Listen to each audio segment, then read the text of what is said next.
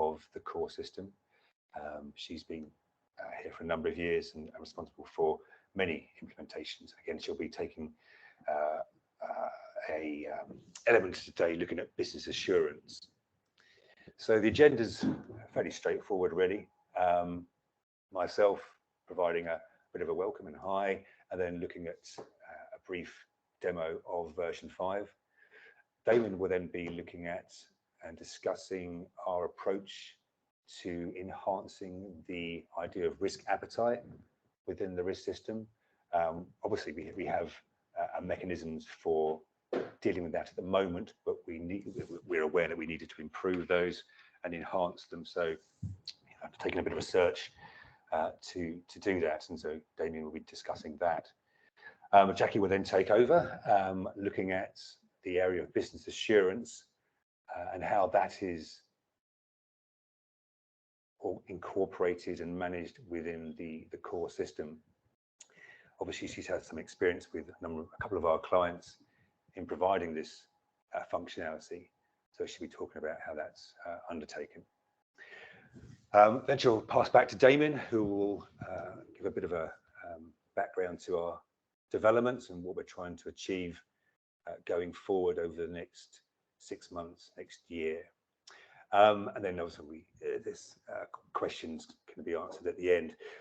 After each section, rather than unmuting yourself and asking a question during the session, if you could hold off on asking questions either to the end or at the actual end of that segment, that would be really useful. Obviously, we want to get as much engagement from you guys as possible. We do want you to ask questions, but it just, as I said, helps us manage the process of the presentation. Okay, so looking at version 5, the major focus for us when we looked at moving on from the original core was to improve the user interface, so how people navigated through the system. Obviously, if you improve the way that people can get into the application and can move around, then it does engender a greater acceptance of that tool, and it makes it easier for them to get used to it, and then they hopefully will also want to use the software as well. We had an improved area where we could also incorporate all the alerts relevant to various registers. One of the areas that people had said they wished we could help with was the element of adding in new records. So we created a new record wizard that improved that particular part of the system. Again, I've mentioned that we were looking at the improved movement through the system, so better navigation. We've also recently added custom fields. That was something that people were wanting and had asked for. Obviously, it's always been possible to utilize fields for different purposes. However, the ability to add in new fields to ask specific questions relevant to your own particular risk framework or some other form of compliance is quite important. So now you've got 20 custom fields that can be added and you can use.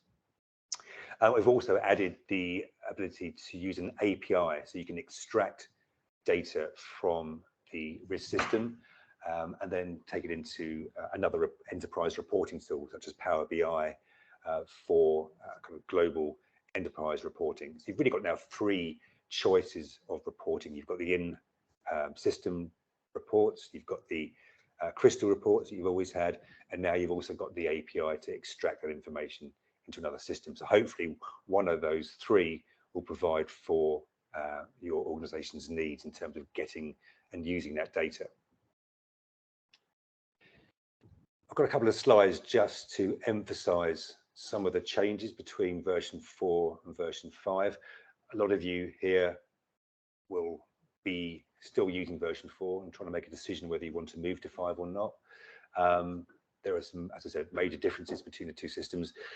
The new interface is much cleaner to look at. The process of moving through it is much simpler. And you can see here, for example, you've got a nice view of the matrix rather than having the kind of previous page or the previous screen from version 4, where you had to kind of go into here and choose kind of the drop down boxes, which opened up this area. It worked very well, but I think the new version in 5 is just it's a little bit simpler, a little easier for people to use. Also, within the new version 5, you haven't got these multiple tabs on the screen. Everything is in one place within that kind of risk page, which you'll see when we come into the actual demo. This combined register alert is shown here. So rather than having a little tab over here where you can move to the different register, you have all your registers listed on the left hand side, and you can then move between them and look at the alerts and diary items by clicking on the relevant buttons. Again, a lot easier to kind of gain an overview of what you have to undertake within the system, as opposed to the version 4. You still had a kind of clear representation of your activities, but you had to move between the different registers before you could get information about what was outstanding.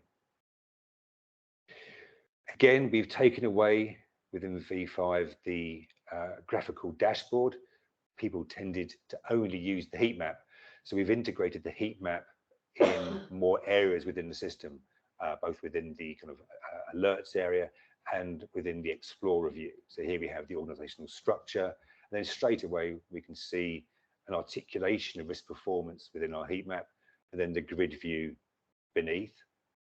Again, within version 4, similar information on the screen, but again, no graphical representation of the spread of the risks that we're looking at. So again, a lot more ease of being able to understand what is occurring with your risks by having that heat map in V5. And then finally, I mentioned the ability to have custom fields. So you have various types of custom fields, from text boxes to dates, ranges, and drop-down boxes. And again, these can be assigned to risks or within that risk record, or within a control/mitigations. Okay, so I will be sharing these slides with you at the end, but let's have a quick look at the system itself. So I'm going to move into version 5. So as I said, this was the alerts area within version 5. Again, as I mentioned, we can see the outstanding items for my risk reviews, my control reviews, my diary tasks, approvals. But I can also now see the information relating to other registers. So this is my opportunity register. I can see I've got one record, one needs to be reviewed. Again, I can straight away see what that information relates to. Same with my audit recommendations, action tracking, etc. So again, for a logged in user, it's much easier to understand what they need to do within those different disciplines. If we go back to the risk register, straight away we can gain an overview of the spread of those risks that I own by virtue of looking at my heat map.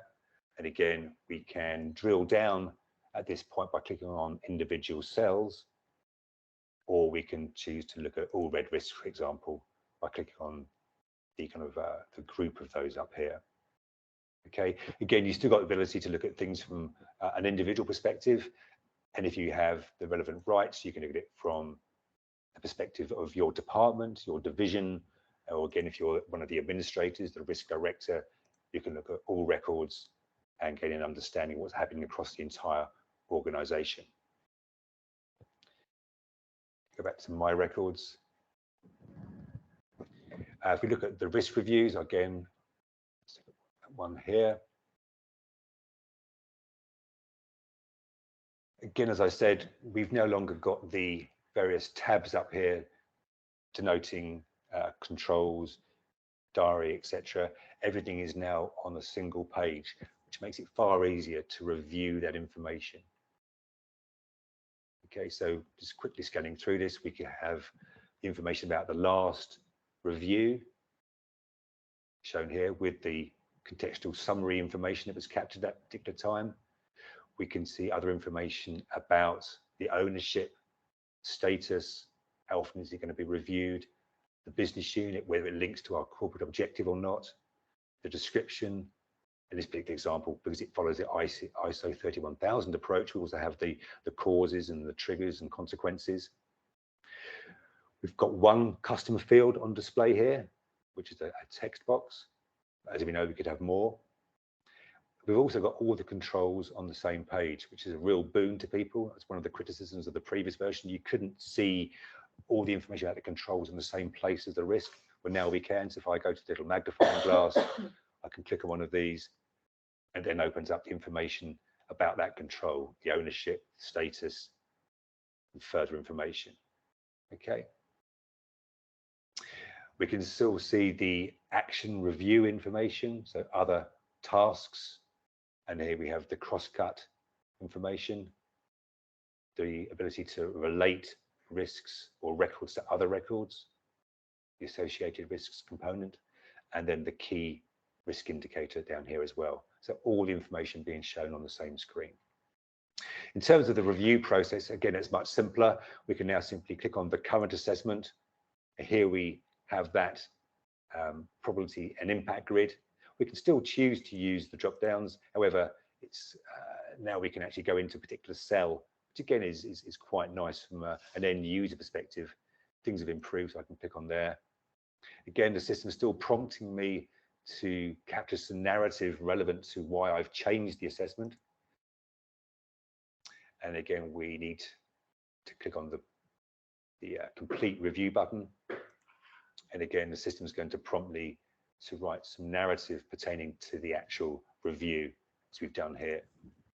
So I'll just put that in now. And then complete the review. The history or the audit of that process is recorded here. We still have the grid view that contains all the kind of raw information, but now we can see it in a chart view, which allows us to look at kind of that movement over time. So we can see when the risk was first created back in 2019 by myself, and then whenever there's a change to either the review history, the profile history, status, or the approvals, we can see those items on here. So here's the most recent one. Okay. The new record wizard is over here.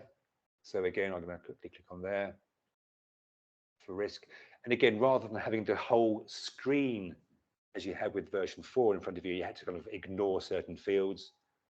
Now we just follow the wizard and fill in those with the red are mandatory, the black fields are not. Or we could leave this unassigned if we don't want to put a status at this particular point, that many people may not want that. So therefore we'd have an unassigned category. Again, we do need to have also the risk category and risk type put on, description.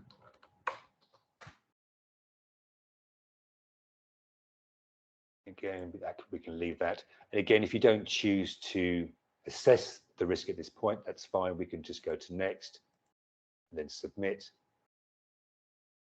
And now that risk has been created and it's within the system. This is actually quite a nice example of how the approvals, the approval process is being used. So when in this particular database, when someone creates a risk, they need to ask for approval for that from one of these named users, maybe their manager, etc. Oh, yeah, please approve.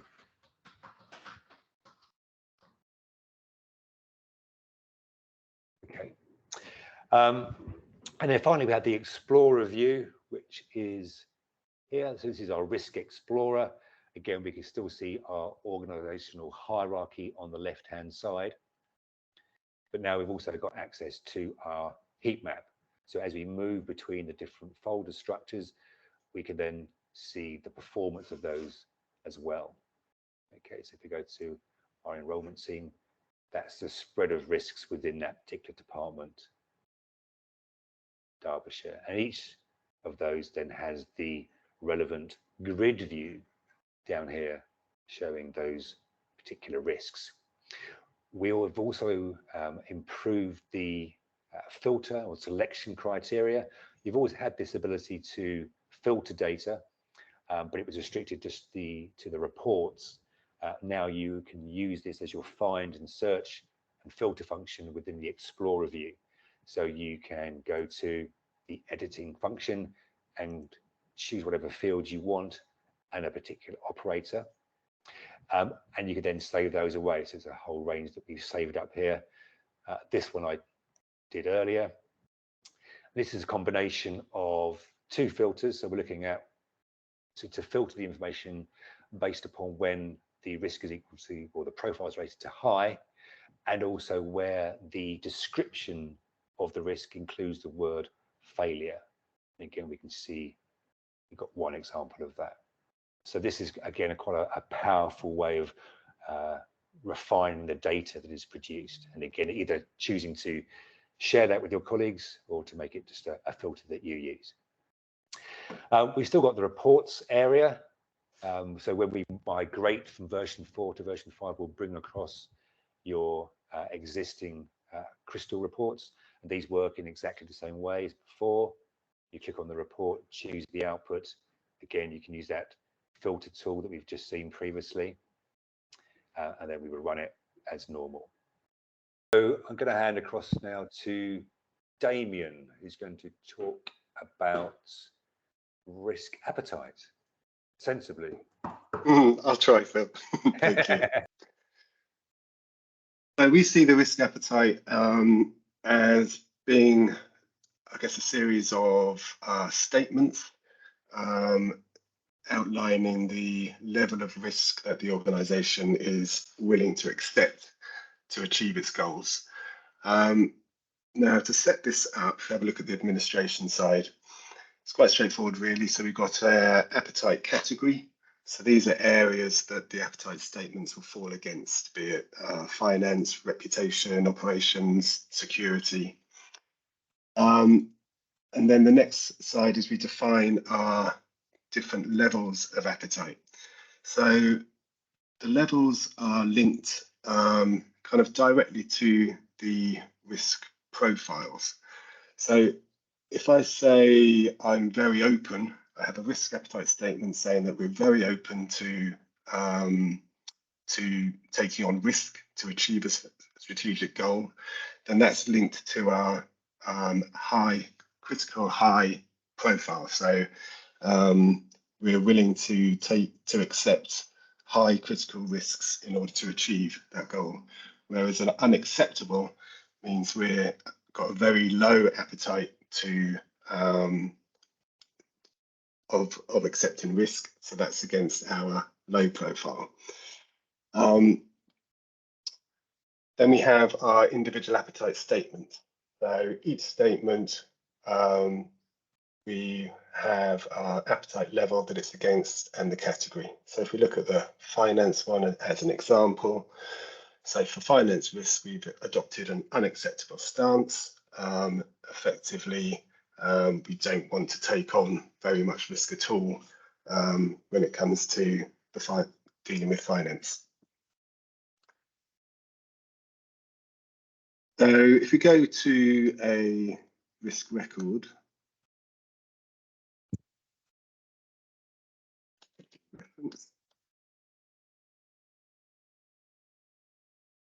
what we see here at the top of the screen is the appetite statement that this risk is assigned to. So this is telling us that the current risk exposure is the same as the expected appetite, and the appetite statement it's against is here. So as the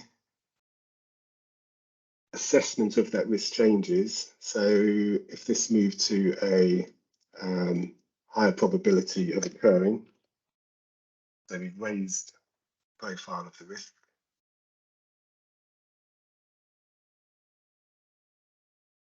And we see here we're now being told that this current risk is exceeding the expected risk appetite for this type of risk.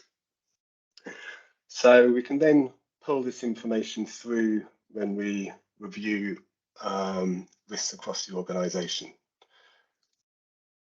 So if we have a look at, let's take a look at all risks on the organisation. So here we've got all our risks, and I've set up a view of risk appetite, which is then pulling in the severity, appetite level, and statements against the risks that they're assigned to. So here we can see we've got a whole range of risks which are within the expected appetite and those which have exceeded the appetite. So obviously these are the ones which need to be looked at more and to be mitigated.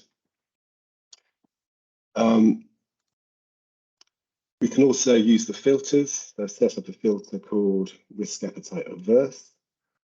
So then that's finding all risks assigned to that appetite statement. And then I can see also how those are distributed within the heat map. So any risks assigned to this appetite statement we would expect to be within this section of the heat map. So the 3 risks here are the ones which need to be looked at and mitigated against. So the idea is really to enable you to concentrate more on where the risks and vulnerabilities for the organisation exist, so that you can keep those within the statements that you've devised. And that's about it, really. That's quite interesting stuff, Damien. Yeah. I've not seen any of that before, so it's really Oh, useful. That's really good. Well, while I was here, I was thinking of just showing a couple of other things that we've been working on for the next release, because I know they'll be of interest to a few people. The main thing we've been working on is looking at a redesign of the grids in the system. So if I put this just to the default list and let's clear that filter. So what we've got here is we've introduced a paging mechanism into the grid, whereas the current version, you would see all 144 records going all the way down the page. It also means if you're seeing a lot of data, we're then getting our horizontal and vertical scroll bars just to make it more simple to manipulate the information. What we've also done is introduce the ability for each user to define their own grids. So here, if we group by nature of risk and business unit, so this is our general export view, which has been defined by the system administrator. I can say, well, actually, I want to save my version of this view. So if we go, say, now into the dashboard and we select that view, then I get my version of that. I can clear that information if I wanted to play around some more. I'm going to go back to that general export. It's remembered what I wanted, or I can just restore back to the administrator's setting and go back to the view as it was. So we're looking to incorporate this kind of features into the grids, as well as being able to link different grid views to predefined filters. So trying to make things a lot more flexible in how they're set up, and also how each individual user wants to see their data and how that's laid out. So that's just one area that we're working on at the moment. Another area which I know Phil's been asked about a few times is on branding on the system. So I know a lot of clients, they like to see their logos up there, and in core 4 we kind of colour the top header dependent on the organisation's branding and colours. But we've got a lot more flexibility in core 5 of how we do that. So to show you an example, if I just sign out, let's go to, so this is exactly the same database that we're putting on, calling it simple green. So putting on a kind of green branding to the system.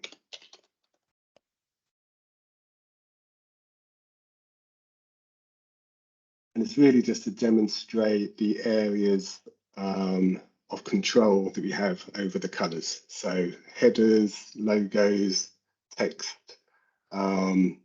buttons, cards, everything can then be styled to your own branding if need be. So that's just another area which we're looking at and working on at the moment. Yeah, that's about it. Thanks. Okay, business assurance. There's a couple of ways of doing business assurance, and I'm going to show you a couple of the ways that we want to incorporate into the new JCAD 5. The original design was possibly to have a new set of data, etc., but there was no real point in us reinventing the wheel. So if you want the actual business assurance module, which is a fully functional register, it is just a secondary register. So business assurance could be as simple as just putting an assurance level on a control, or it could be the gold standard of having a fully functional register with owners of each assurance item, with review periods and some form of looking at whether things are working. This gold standard approach obviously allows you to set up a business assurance item and then attach it to multiple controls. If you're running assurance against risks, it also allows you to attach the assurance to the risks. So let me show you how I've set up this particular business assurance. You'll have to bear with me. I had to redo it all because it was on the wrong database, so I had to do it on the right one. Okay, so you will have seen both Damien and Phil playing around with the risk register. I've also set up this a business assurance register. Again, it shows you if you do have assurance items, whether or not you've got any tasks assigned to you. And if we have a look at our assurance items, we have 6 items of assurance in here. So if I have a look at those, I can determine whether or not what type of assurance those items are. And it looks very similar to your risk. So the training purposes, it's a very easy transfer of information. If we have a look at our assurance item record,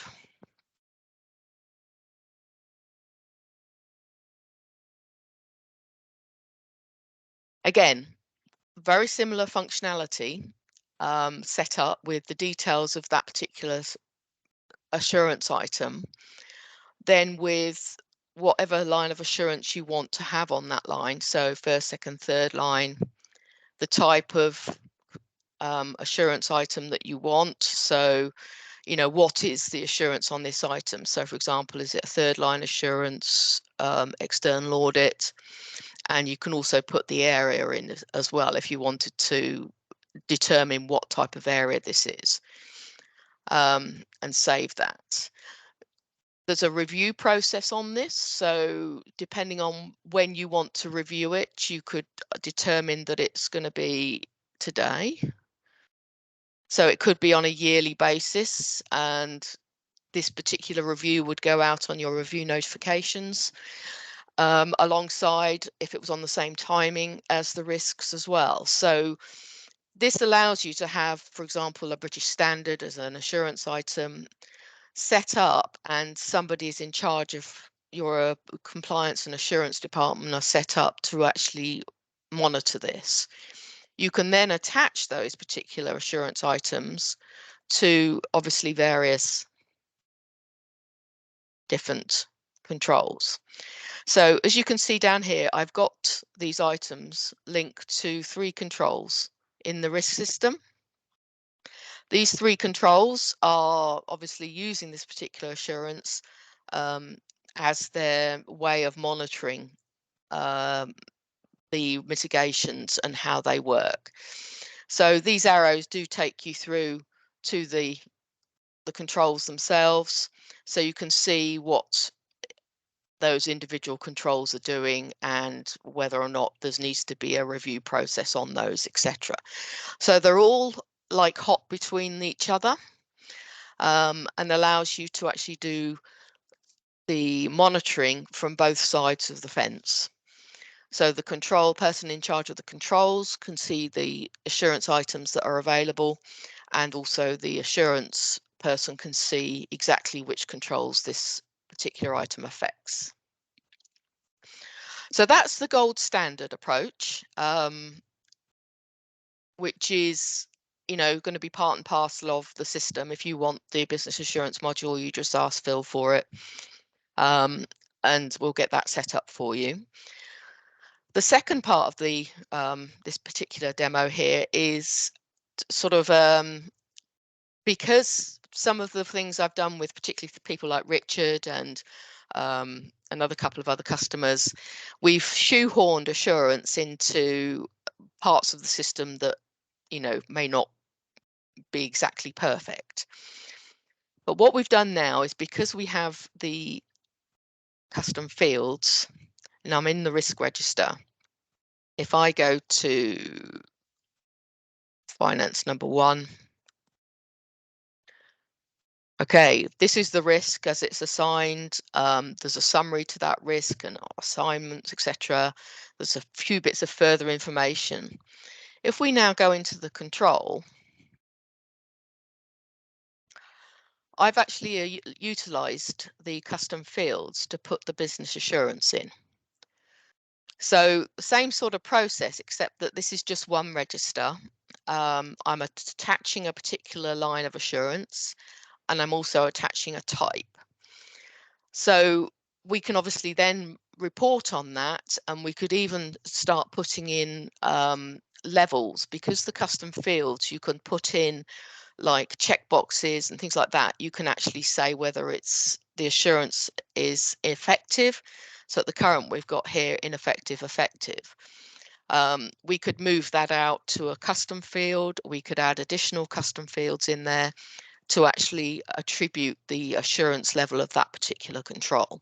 Again, that's a sort of easy way of fixing a requirement in terms of assurance. In terms of reporting, obviously the reports that you can have on the risk register, you can obviously put onto your business assurance. So you can actually run the same report backwards, if you like. So depending on whether you wanted the assurance item linked to the controls, or you wanted the control and show which side of assurances. Now, I know Richard in particular, he's got a lot of assurance mapping reports already set up. We'll be trying to implement those in when he goes to version 5, those will be incorporated. Just a headline of what we're looking at over the next 12 months or so. So just covering a couple of the new things that have got in, which we've discussed today. There's obviously the record and control custom fields, which was a good enhancement over Core 4. What those enabled us to do was also to bring into the system the issue register or incident register. So for those clients using that in Core 4, we've now got a straight migration path of that into Core 5. The collapsible sidebars, you may have seen when I was in the system, I was collapsing the organizational tree, so I get more access to the screen and can see more information in the grids. So that was a new feature that we introduced, and obviously the web API.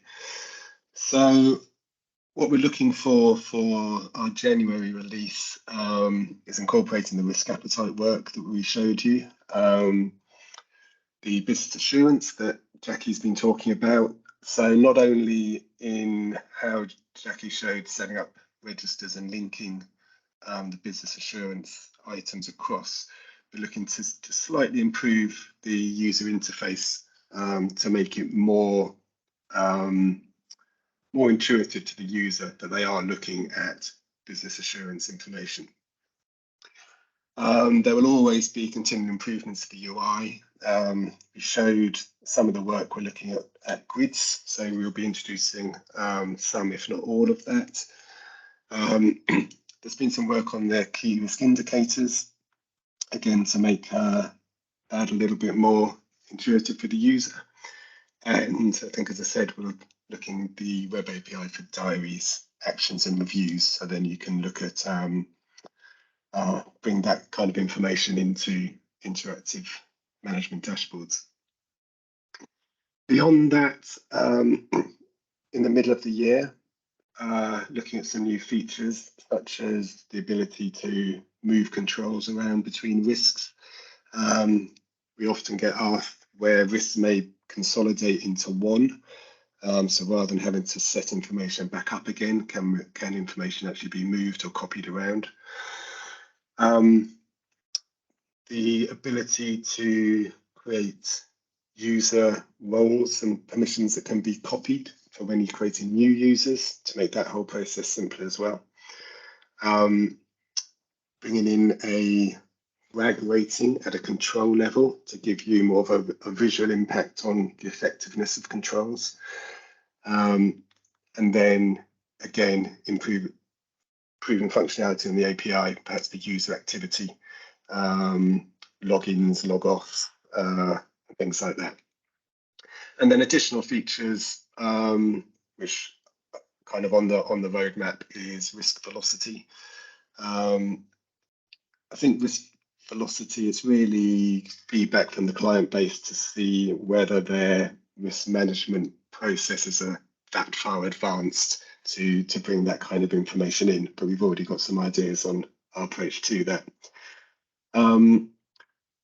Looking to bring in kind of management level dashboards and information. So really to give the risk champions better oversight of what's going on with the system, rather than having to look for it. So, you know, where are you against your risk appetites as a system-wide thing? What reviews need chasing up and by whom? Just make that information much more accessible. And then, as we discussed before, the web API push. So being able to create users in the system, push API statistics into the system, potentially creating and updating risks externally from other systems as well. So they're the key areas really that we're looking at for the next 12 months.